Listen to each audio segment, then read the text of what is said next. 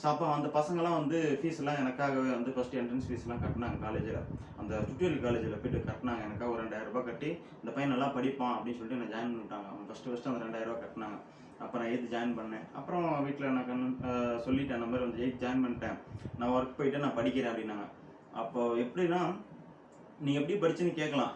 காலையில் வந்து 6 மணிக்கு நான் டுட்டோரியல் காலேஜ் போயிடுவேன். காலையில் 6 மணிக்கு போகணும்னா நான் ஒரு 4:30 மணி 5 மணிக்கு எந்திரிக்கணும் எங்கள் வீட்டில். ஏன்னா எங்கள் வீட்டில் இருந்து நான் ஈரோடு டவுனுக்கு போனால் கிட்டத்தட்ட 1 ஹவர் நான் வந்து ட்ராவல் பண்ணணும். எங்கள் வீட்டிலேருந்து நான் சைக்கிளில் இருந்து சிட்டிக்குள்ளே போய் சைக்கிளில் இருந்து நான் ஈரோடு போகணும் அப்படின்னா பஸ்ஸில் தான் போக முடியும்.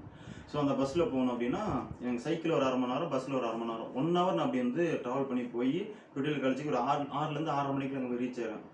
6:30 மணிலேருந்து 7:30 8:30 மணி வரையும் அங்கே கிளாஸ் போவோம். 8th கிளாஸ் அங்கே டியூஷன் எடுப்பாங்க எனக்கு. 8 மணிக்கு 8:30 மணிக்கு முடிச்சுட்டு அங்கேருந்து ஒரு 1/4 மணி நேரம் நடந்து போனால் தான் நான் சென்னை சில்க்ஸ்க்கு நான் போக முடியும்.